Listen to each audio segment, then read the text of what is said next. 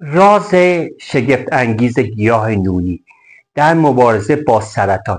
آیا تا به حال نام گیاه نونی رو شنیده اید؟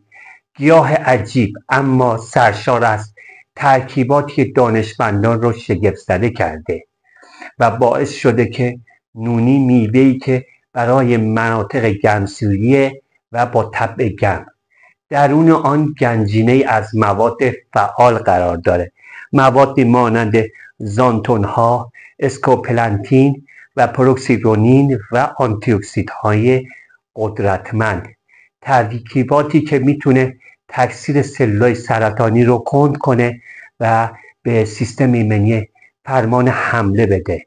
پژوهش‌ها نشون میده که نونی قادره که مانع رشد سلول‌های جهش یافته یا سرطانی بشه و از طرف دیگه التهاب مزمن رو کاهش بده و انرژی سلولی رو افزایش بده.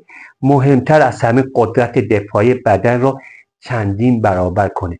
امروزه پزشکان و پژوهشگران سراسر دنیا در حال مطالعه خواص خیره کننده این گیاه، اما برای کسانی که به دنبال تقویت سیستم ایمنی و کنترل روند بیماری هستند، نونی یک گزینه ارزشمند به حساب می آید و دانش ما درباره نونی تازه شروع شده.